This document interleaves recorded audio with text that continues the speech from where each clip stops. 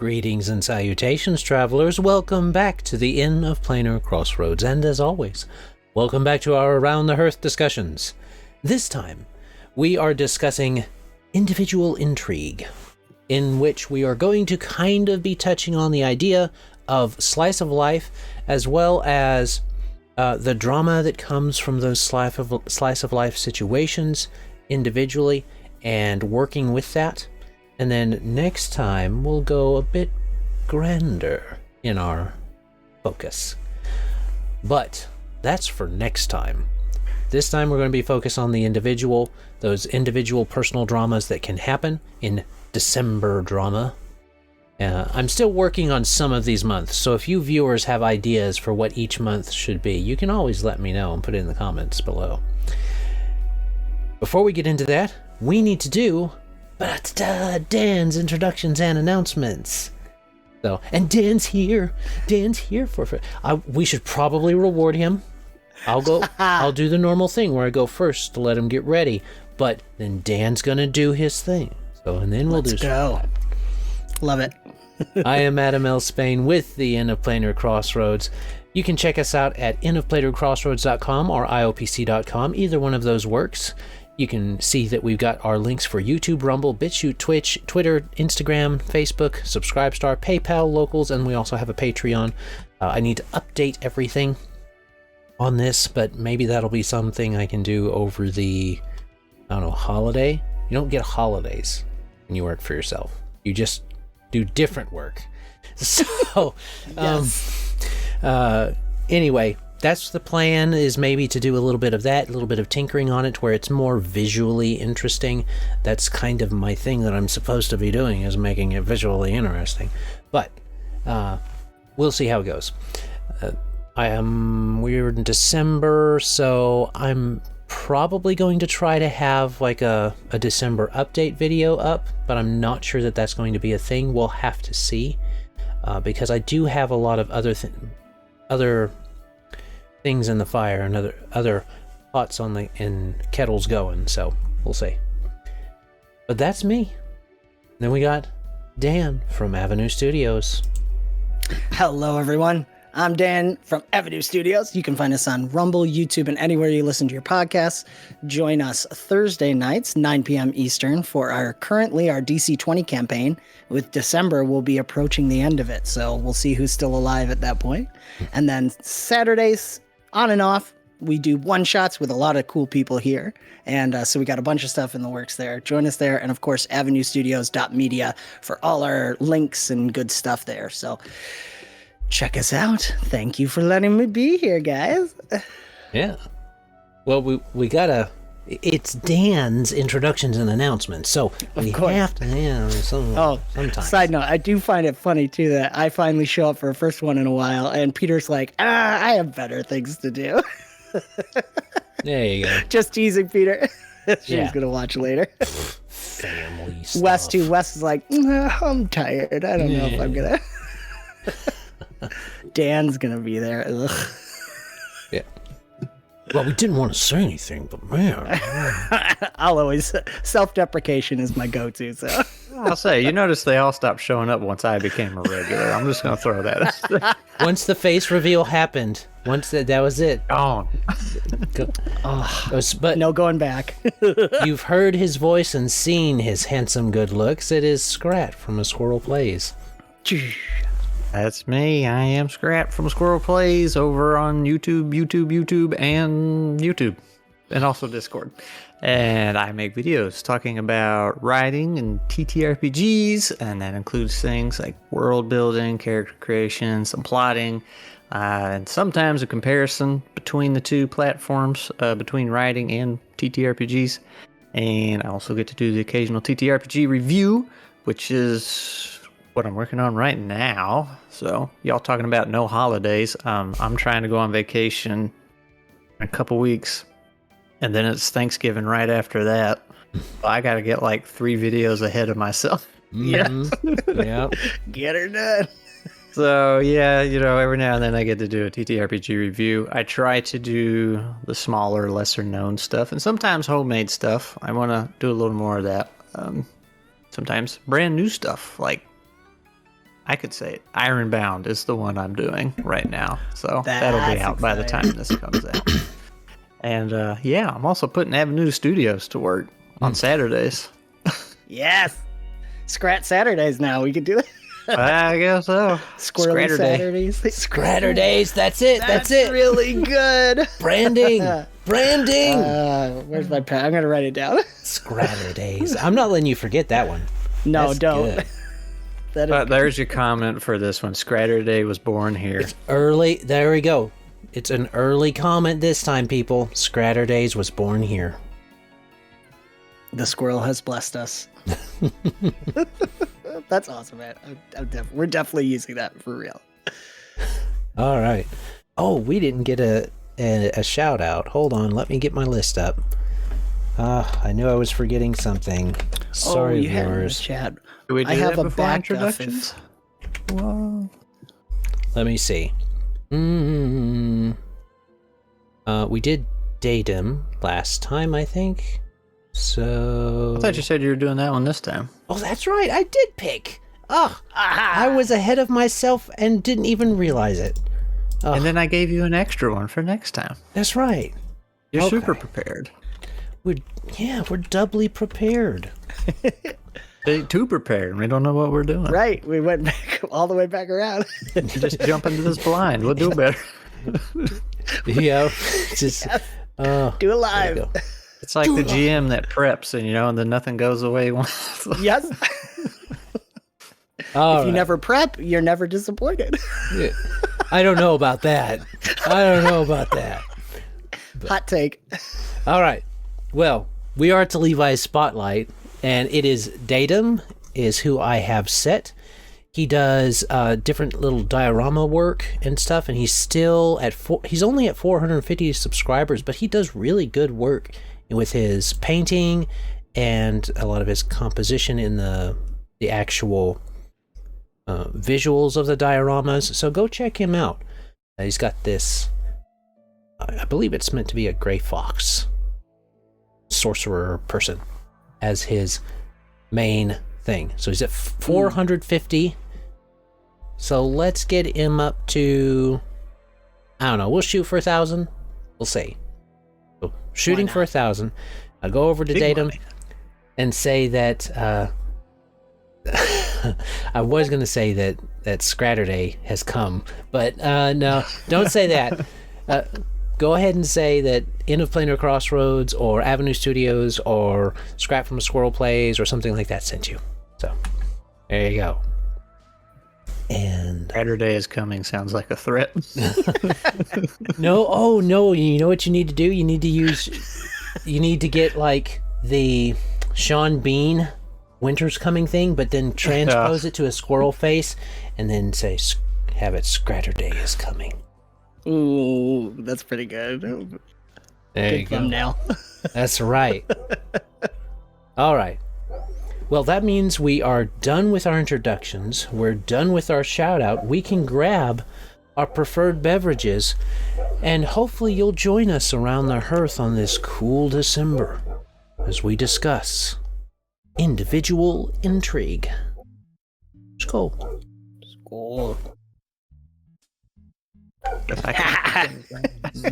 perfect. It's always canon now. Scrat drinks digital drinks. There you go. Well, he's a flesh mech, so I guess it works out. That's true. Yeah, I got a little something, but I'm trying to make it last. All right. Well, I'm going to pull up. I'll have a few different little visuals in the background for you guys watching. But we're going to be discussing individual intrigue. And I'll throw out a few points, and then we can let everybody get to their notes and their ideas.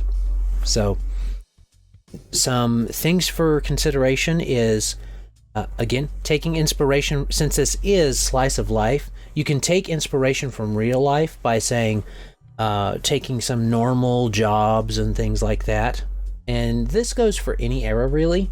Take some normal jobs and then just give it a little bit of a fantasy twist. And you can have a lot of fun with doing that. Cooking is an obvious one. People love to do different little cooking ideas in different games. Long time ago, 3 or 4 years. No, it had to be 4 or 5 years ago, considering how long the channel's been around. 4 or 5 years ago or something like that, we did Dude, Where's My Toffee? And it was all confectionaries and stuff like that, and candies, and the game. People were playing confectioners and candy makers and stuff, and someone was trying to get, I think, a secret recipe or something like that from the others. And so one of them was playing the bad guy, and the other 3 were trying to take care of that, and just kind of the GM was the mediator type of thing. So we did that, and that's great. They were really just chefs. Because we were using Pathfinder 1E, we did use like alchemists and stuff, but they were just kind of chefs that were themed around that. So embracing that, those mundane jobs become fantastical when you throw in that element. If you're wanting something more down to earth with just a kind of light tone of fantasy, you can take inspiration from things like Stardew Valley and other kind of Harvest Moon sim games, and take that raising of stuff as your interest there, and to make sure that you're getting the appropriate amount of intrigue and drama. Since that's what we're talking about this time, you can have drama within those moments. So it may be a little too close to home for some people, but trying to plan a fantasy wedding, you all are part of that fantasy. You're not the ones getting married. You're the ones having to deal with the literal bridezilla, who is like this, maybe a dragonborn or something, I don't know. And she's literally a bridezilla, and you have to deal with that and have fun with that. These make great one-shots, especially if you're going for a comedic one-shot. Or you can do, of course, that intrigue and drama with something closer to home. If you're playing, embracing NPCs is another thing that I think is good. If you embrace being an NPC character within this thing, you're the shopkeep and the shopkeeper, and you have to get these different items sourced, like these monster items and monster tails and the horns and the bone, and you're the merchant that's trying to get all that out to the different either other adventurers, or actually getting it out to the townsfolk or stuff like that. And then there's, of course, the town management, which has a whole bunch of intrigue and starts to verge into our next chat. So those are some of the things I've got to spur on our creativity. So who would like to go next? Or start us off, kind of? I had one thought, just from a practical... One. Yeah, they come and go as they will. But a practical thought is oh my gosh, from Battle Zoo Bestiary, their Monster Parts book. I'm suddenly blanking on the specific name for it, but that would be a really great thing to use if you're doing those suggestions you had, Adam, with the cooking and everything, because it really breaks it down nicely. I apologize, I can't think off the top of my head what it's called. I gotta look it up. I'll shout it out randomly when I find it. Okay. But they had Monster Parts. Here it is. Hold on. Google save me. The Monster Parts system. Anyways. Battle Zoo Bestiary Monster Parts. I'm not seeing which book it's in. Check it out, though. Google Monster Parts, Battle Zoo Bestiary. It's from Roll for Combat. Really great. Really breaks it down. So you really could get into those practical aspects for cooking or for making stuff. And also I'm thinking even just if you're doing hunter-gatherer type things too, to really get in the nitty-gritty of survival. Mm-hmm. We've talked about that multiple times when we've done our primal game type of discussions, the idea of making sure you're using those monster parts and harvesting as a thing. So definitely works into a slice of life. You're slicing it up. Life sim. Oh, got it. There it is. Gotta get it in there. Every pun is intended here at In of Planar Crossroads if you're new. There we go. Took me a minute.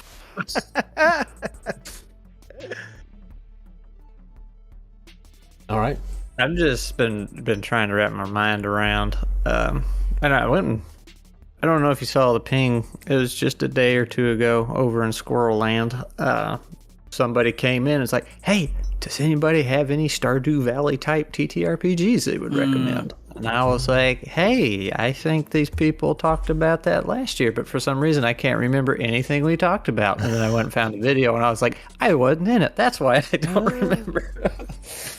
So that conversation came up and old Craig, of course, had a few suggestions, and then one I just started to look at but didn't get really far into was Iron Valley, which is apparently a hack for Iron Sworn and Starforged, and it's free. Actually, here, nice. Let me send you a link so you can just pick it up. There you go. I'm not familiar with that one.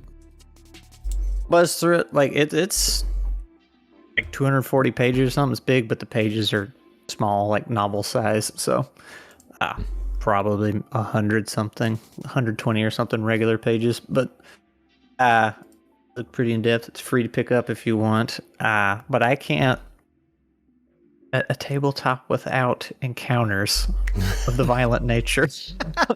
I'm trying to wrap my mind around because of the social stuff, right? So, and this is.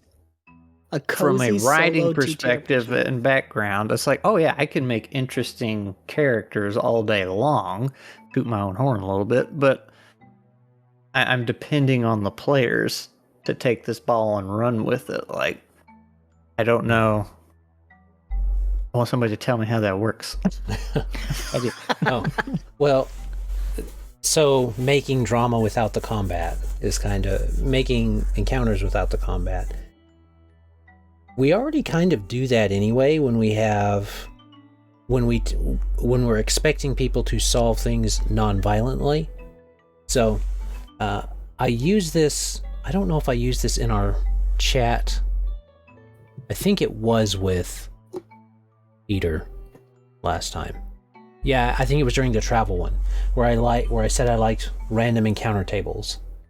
So the encounter with the shambling mound and stuff. Since this is a different month, I can repeat the example.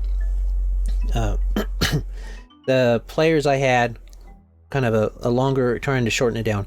Players I had rolled on a random table. Shambling mound was what they got done with. That was the thing. But I didn't want to just make it combat. I like to mix up. Just because there's a big old monster that's rolled doesn't mean that monster has any interest in the party.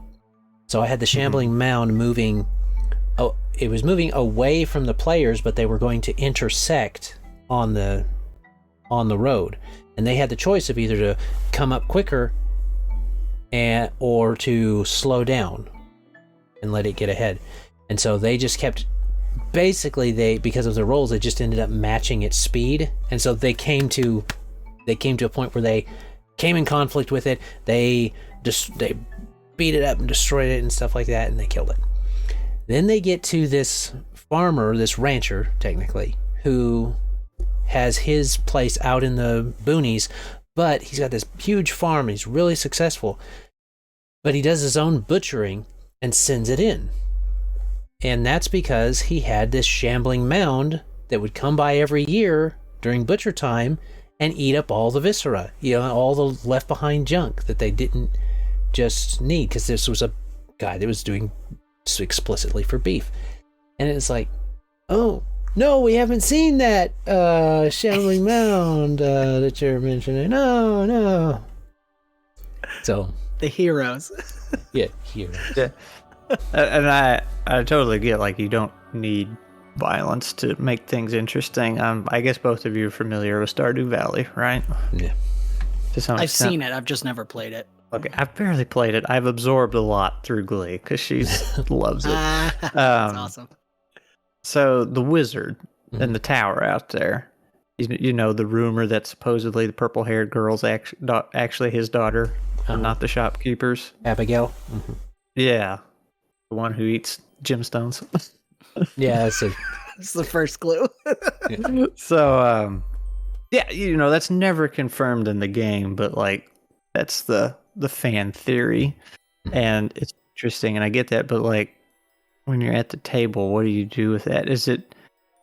It's gonna sound a little insulting, but like, does it just boil down to basically playing theater and improv? Is that what most of the game is, or is there actually some mechanics there for when dialogue becomes a thing? Since dialogue, I would think, is very important to this type of thing. Are there dialogue mechanics? And that's what I was searching for earlier before we got started, but I didn't realize how big it was when I got into it. Well, and I mean, I'm sure Adam's got a ton of suggestions on it. One thought I have is, I haven't done it too much, but we did a little bit, and it's using, like, there's the victory point system from Pathfinder, and then different variations on that, where there's a goal, and I think Savage Worlds, it might be Savage Worlds 4 Pathfinder, but has it too, because one of the Star Wars actual play I've been watching on Geeks and Gamers Tabletop, they're using that too.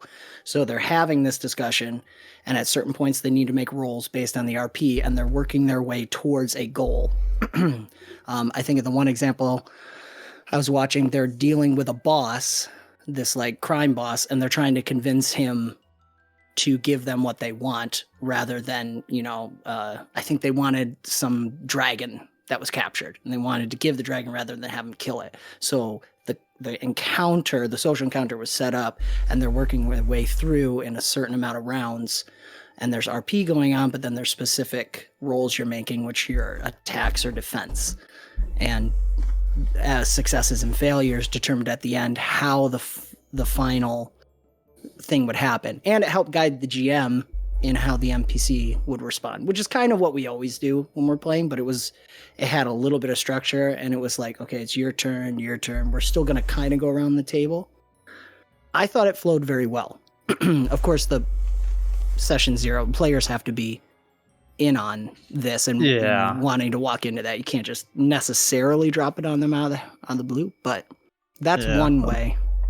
Let's say when we did our 2 campaigns, I was still fairly new to the game, but when it came to social stuff, kind of what I defaulted to was you can either super get into character if you want, or you can just tell me what your character says. But like, if your comebacks and your wittiness was good, like, I didn't ask for any rolls. It's just like, that was a good response.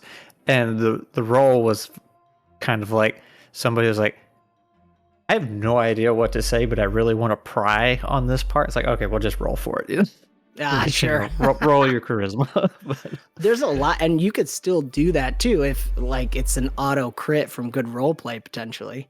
The other options I've seen other people, there's been a lot of discussion of, do you roll first and then RP, or do you RP first and then roll? And I've seen it both ways, because if you role play first, either auto succeed, or I've given advantage based on good role play, or lowered the challenge rating, something like that, versus roll ahead of time. And this may work in systems where you're spending resources, like in your nuts system. If you want it to be really good, you could spend some resources ahead of time, and if you get a good roll, okay, role play it based on that if you get a bad roll. So I don't know if there's I think it's probably play style in your table, but I've seen some very heated arguments over that specific discussion. Surprise. Yeah. In the TTRPG community, no. Never. It's getting intense about small details. About Stardew Valley conversions. Well, we did do a whole farming sim style of game that we talked about, so there are chats. It's true. And side note, what was the one we did where we were talking about, it was like political law. We were talking about like law and cops and stuff. I can't remember what month we did that, but it was during one of our Intrigue months. Not our drama month, but our Intrigue month. Not September was the detectives and stuff. Yeah, but this is an older one. I think this was like, a year or two ago. This was pre-Skrat.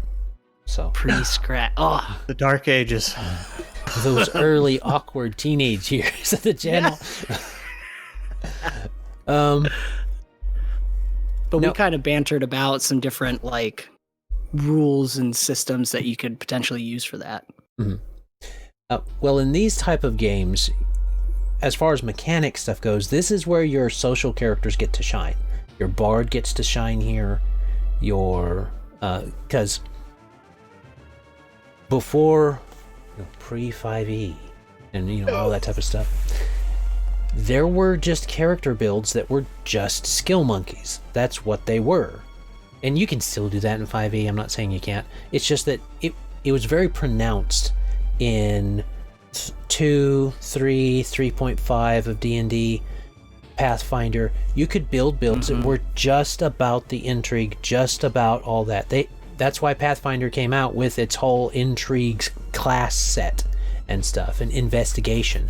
So this is where they shine. If you're not doing that and you just want if you're looking for like basic ways to handle it, it can be handled easier than people think, because your players are already doing some social stuff already most of the time. They're looking for rumor. Your downtime stuff is social stuff. You're looking for rumors. You're looking to spend your gold that you got in the... Like, what are you going to do with your gold now that you're a rich adventurer type of thing? All of those situations are coming up in your downtime. If your games never play with downtime, then it will be harder for you to get into this mindset. But if you already have downtime stuff happening in your games, this is super simple to start to ease into, because your players will already be moving towards that. Mechanically, you can do things. I like tiers of success instead of straight success or failure, because that makes a lot more sense. This was already implemented in Pathfinder, and I think 5 simplified it, but 4 and 3 of D&D had it. Where these tiers of success, you have an actual indication of whether this person's friendly, neutral, not hostile, but adversarial type of thing, and it goes up and down. And it can be as simple, if you want to try and start introducing it mechanically, it can be as simple as during the carousing period, which is actually a thing I think in one of the games. I don't know if it's I don't think it's Easy D6, because that's a quick game. There's a different game where there's actually a carousing part of the downtime, where you spend your money. You spend your money doing things. Well, if you're going to do that, having that RP between even the barbarian and the other guys in the pub, maybe he makes an off comment, and then this guy takes offense at it. Well, knowing that everybody's kind of starting at neutral in the pub, and they're either getting more or less interested in this barbarian and either dealing with him or playing along or stuff like that, automatically you've got this introduction of drama, and you can kind of play on that. And if everybody's getting drunk, then everybody's doing that in the carousing period, and there's a cut purse guild in the area, all of a sudden, somebody might be slipping people different things, and like, come on up to the room, they tie them to the bed, and then they're gone. So that could happen. You look at the Conan movie, that's what happened to all of Conan's money. He spent it on wine and food, sometimes women. So he's, that's how it is. Your adventurers got to spend their money on something. So using those relationship indicators, just in general, you don't have to keep it like hard fast in your mind, just kind of knowing the general mood of the bartender and 1 or 2 influential NPCs with your characters can help. And then those tiers of success when you're looking at information, because we already do this when they're looking for rumors. You just kind of shift it up. I'll throw out on another spectrum of that. That's great, though. Another spectrum on if people want something that feels more combat. Again, you'd have to lean into. I'm very loosey-goosey with interpreting the rules, not just in like how they, but like flavoring it. So I would totally. I've done it once or twice before, a social encounter, and I've actually assigned an HP. But getting the HP all the way down means the players in the social encounter get what they want. and they're rolling their social skills and role playing, and those are attacks, and you can treat it pretty much the same way. If your table wants more of, something mathematical to hang on to, if you will, or to feel more like combat. I've always been very like, it's just the chassis you're building your encounter around. But then on the opposite end of that, not on the opposite end of that, but also in these slice of life, there's still going to be some combat sometimes. Like in Adam's example, a bar fight might break out, and that's slice of life. Like, it's not deadly, like you're doing non-lethal damage, but I wouldn't even worry about any kind of non-lethal rule sets or anything. Just do the normal, but it's just assumed flavor-wise. Or if you're doing something like Stardew Valley idea or a Sims thing, like wild animals coming in, dealing with nature, attacking the village, you can always put in some, plop in some combat of different types there. And what I think of, I don't know if you guys have seen the newer anime Frey Run about the elf. Not seen it, but I've heard about it. Chris and I have really enjoyed it. And there's it's an elf that's outlived the adventuring party, and now she's with this new party. But I basically call it fantasy adventurer slice of life, because for the most part, you're watching the side quests. They'll go gather a bunch of flowers and stuff, and it's a lot of drama and the elf dealing with living a long time. So if anyone's looking for a fantasy flavor on slice of life, that actually has some really good examples, because they're doing the side quests like Adam was talking about. They're doing all the downtime activities, and that's what you're watching, and it's really cool. But sometimes they do fight something, especially if you're in a fantasy setting. Shambling Mound can always show up.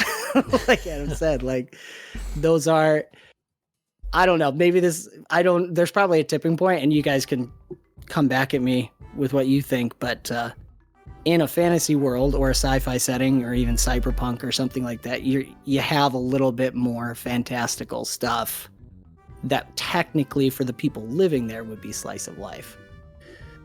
So where you tip too far and you're just doing a regular fantasy adventure, it's probably a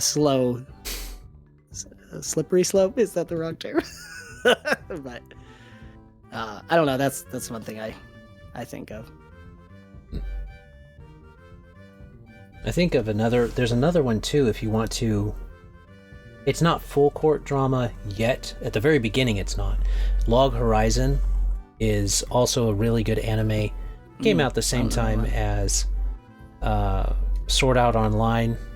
And it was based off of a light novel. Sword Art Online was originally an anime. But it was good, Log Horizon. I didn't get to finish it though, so don't spoil it. No, I haven't fully finished it either. I kind of dropped off when it got a little less. It was less into the actual things that interested me, which was the getting into the world and actually dealing with the world, because that's exactly what was happening. They were, again, these people who were gaming in the game, but then they got basically transported into the game. It was that isekai when isekai was first really getting it. A whole bunch of isekai coming in. So it got lost in the flood. Got kind of swamped underneath Sword Art Online, even though it has a better story. It's much Sword Art was awful. I couldn't stand that show. Shh, don't tell Austin. Austin, Sword Art Online is dumb. That was the cringiest thing I've ever seen. So that's why you watch, I mean, if you can handle some of the language, you can watch the abridged version of Sword Art Online, have a lot more fun with it. I have to go find that one. I remember, a little off topic here, but I just remember this girl I was with one time. She was watching it, and I was watching it with her, and it was one of the earlier episodes, and the main character did something so overly dramatic, and I thought the character was being funny and making a joke out of everything, and then after that scene happened a couple minutes later, I was like, oh no, wait, that was for real. Yeah. And that's why the abridged version is better. Yeah. Because he does make a joke. I really liked, if it's the one I'm thinking of, and we couldn't ever find the last season for it when we watched it years ago. But Well, the first season it is looks really like it's cool. on Crunchyroll. And it involves, it's not necessarily directly something that might come up in your game, but it involves the idea of what happens if you actually get stuck in the game, and what do you do then? Because you are basically immortal in this game. You respawn. And they do something really good. I'm not going to use it, well, I think I've talked about it before. They're basically immortal, so every NPC knows that they are different. Adventurers are different. They don't die. They respawn. So, Interesting, but the NPCs don't. Right, the NPCs don't respawn, and that's something that changes in the game when it shifts over and it becomes real for them. The NPCs don't come back. I think is something that happens in there. If they kill an NPC, it's permadeath for the NPC. So the NPCs are afraid of them, and the player characters are immortal. This is something that is a little close to what you can do in a TTRPG, but the idea of working around what it would mean to try and deal with a fantasy economic system and stuff, and like what it means when you have to actually use your skills. Because in the game, you can just click a button and use your skill. But if you actually do the physical thing in the universe, it has taste. Otherwise, it's just like a poof, a thing that tastes like, I think they said soggy crackers or something. Mm-hmm. But stale cracker. That's what everything tasted like. They had like big steak dinner, and like that's just a stale cracker. Right. So you had these people with skills investment, and their skill investment did make it taste better, but they actually had to do the work to cut the steak, to sear it over the thing and stuff like that. And so it made it interesting when you had to deal with that. You can do the same thing in your games. In your games, you can be like, okay, you want to have steak? Yeah, you can do it.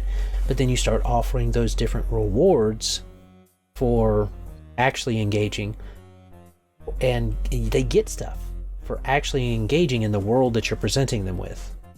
So there's the whole thing of hitting on the barmaid and stuff like that, and all that.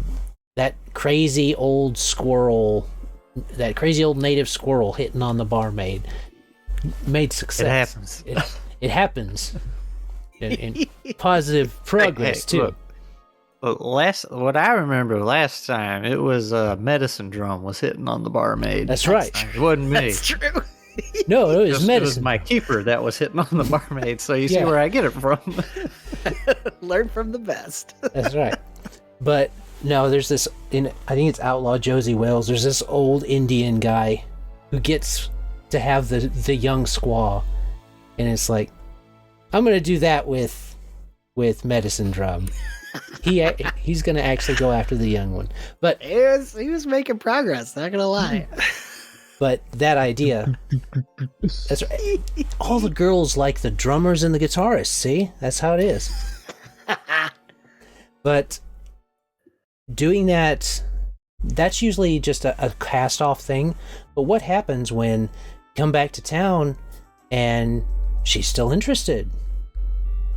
And they spend the night together.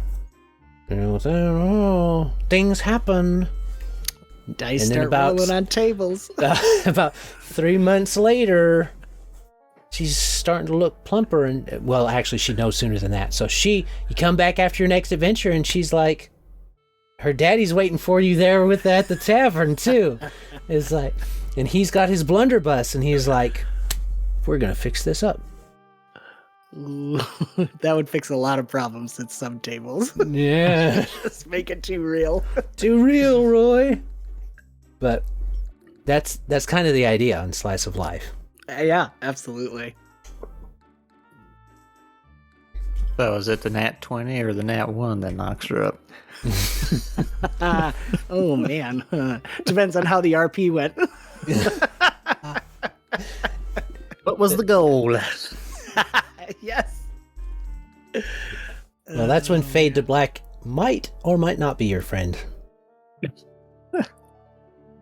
But It's nice. doing those things, also think about your players. A lot of the time players will want to buy a tavern or some location and stuff like that. And then it becomes a slice of life thing to try and, kit it out, do those things. An entire game session, even in a regular campaign, an entire game session can be spent just tricking out your place, making plans for it, doing things like that. And there's I think I've brought up the tavern before we had in our first campaign. They had a tavern and I made it little things they could upgrade and buy, and I think they had a chess tournament in there at one point. The couple drinks got named after some characters and all that good stuff. So they had fun with it. We had a couple sessions that were dedicated purely to the tavern inner workings. So you've done slice of life without even knowing it. Yeah. I had there was a great discussion in the Open Legend Discord because someone was asking about that. They were going for more of like a fort or a castle, and in something like Open Legend, the more open systems, I was suggesting they just make it a character sheet, and you just reflavor the different skills. As for them, it was a whole base for the team, so it's the different skills would be different resources, different people, workers that they're hiring on and stuff. And that can be a nice way to give it some straight numbers where you're actually seeing it literally level up as well as describing it, expanding. And you can make a whole game out of that with a shared character sheet for the business or the building that they're working on. And they have to work together as a team to decide. It's only one character sheet, so when you level up, you got to pick, how are we investing these resources? Where do we want to take it? So that meta game adds a level of the players and the characters are both having these business discussions about where they want to take the growth. And you could expand that to a village too or something pretty easily, I'll say the tavern, some of the stuff it could do was make them money, the obvious, but I had upgrades for the tavern, and then our second campaign, they had a tower that would actually grow and rooms would magically appear as they did things. But what they invested in, even though like one was a piano man at the tavern, they could buy a piano and a piano man, but it boosted some stat for them when they were out adventuring. That's how great. It worked. Yep. And the first one, it cost money. And then in the second campaign we did, I was like, well, y'all aren't really going to have money with the way we're doing things. So I made achievements for them, and they could get achievement points. So some of the achievements, they knew what they had to do. Like I could tell them, I was like, oh yeah, roll nat 20 on a persuasion check thing, something like that. A lot of them were hidden, and it was super fun, but that was really hard to keep up with, like all the hidden ones, because I had to remember them. Yeah. Right. You need the computer going, ching, achievement unlocked. Yeah. Well, so we were in Foundry. I had the Xbox achievement sound ready to go on hotkeys. So when somebody did something, they were like, what do we do? That's a like, really well, you great died. That was on the list. You gotta have the death one on the list at some point. Yeah, first to die was one. So I was keeping up with who got the achievements too, but all the points went into the same pool. So Nice. there was first to die, last to die, a lot of nat 20 things, and then there was references to the previous campaign. Like we had one guy that couldn't roll for anything. He just missed constantly, and his name was Nayanat, so it was called like Nayanat's Luck or something was the achievement, but you had to miss 3 times in a row. Oh, that'll do it. Dude, inside jokes and everything. That's such a good idea. Yeah. Okay. Hard to keep up with though. Yeah. So we are we're already at time for our thing. So do we have a Skrat's final question to go with? Yes. Okay. So, if you're ready. All right, we're ready. So ready. Okay. What would be your preferred time period for a slice of life TTRPG campaign / one shot, and why? You want to go first, Dan, or me? I might need a second if you've already got it. Well, I kind of do, because I think these type of games are really good for near past or current era. it's because they are a slice of life that you do it well. Because you can do near past, I think, is actually best because you can play around with events that are happening or stuff like that if you want to do it in real life. But taking a near-ish past and then putting a fantasy twist on it in a kind of a Shadowrun without the grimdark type of thing, and just having it where these different people and these different people groups, well, the different species groups that share the same world. And I say modern fantasy, I guess just fantasy in general, so I wouldn't want it too advanced because it starts to lose some of its luster. So I guess the nebulous time period is near past for me. Tapping nice, relaxing game in the 40K universe, nothing like that. Nice, relaxing 40K thing. Oh, I'm just going out to slay some of the gobs. I'll be heretics. Right back. I'm out to slay a few heretics. He gets home. Hi, honey. How was your day? Oh, it was fine. Slew a few heretics. So, but something along that line. So now it's got to be a thing. Something like that, I think, probably near past. It probably comes from where your nostalgia might be most. Might be my answer. So if you have a nostalgic feeling for like the 50s, that might be where you want to have it. And you can throw as much fantasy or as little fantasy in there as you want. So that's kind of my idea. I think. I honestly don't know fully the question because it probably changes on what I've played most recently. What about you, Dan? Man, I mean, I'm pretty close on that too, but I think right now this might be more of a right now. I think I like more towards the medieval or even Western period. I don't know, something just a little farther back. And maybe that nostalgia is not the right word because I didn't experience it, but there's something visually I'm picturing of bright fields, and it's probably Freyrun that's influencing this, but that sounds really nice about dealing with more hands in the dirt type stuff, a little less technology there to just enjoy that part of slice of life, which I think for a lot of people would be slightly different than they're used to, which is kind of fun. So again, I agree with Adam. It probably will shift depending on when you ask me, but that's where I am right now. I think if I had to pick, I'm totally down to do the 40K or whatever anyone's thinking about. Yeah. But yeah, I just having to deal with farming and wild animals, whether real or fantasy. It just sounds delightful. That's the word that comes to me. Yeah. Well, before we have Skrat answer his own question, I do need to make sure we remember DM Tales takes a lot of inspiration from Hallmark movies to establish his slice of life games. So there you go. Take a Hallmark movie, throw some fantasy or some cyberpunk in there, and then go wild. All right. Now you got to answer your own question, Skrat. This is bull.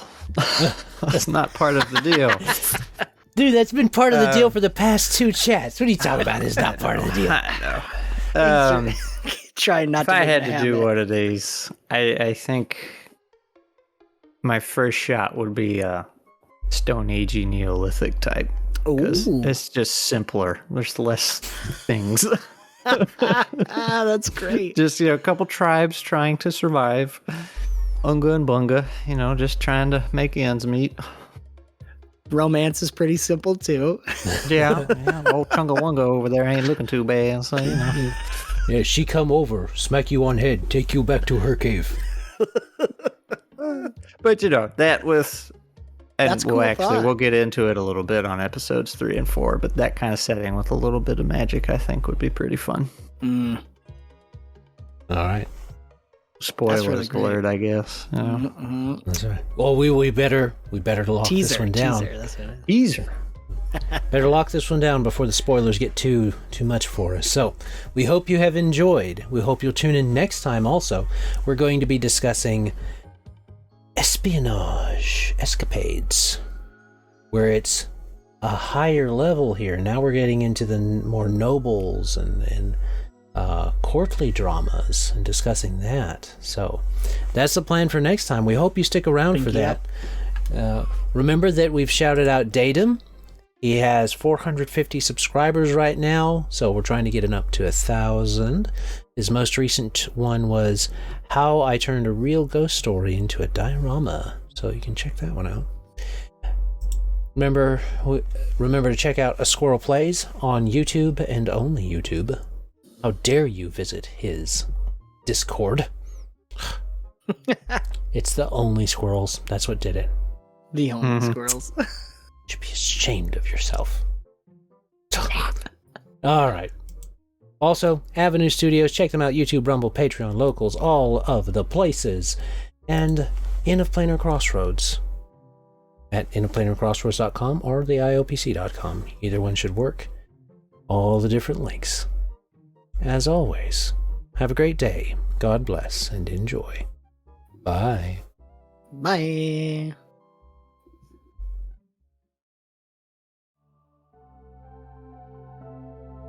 This content was made possible by travelers and viewers like you. Thank you.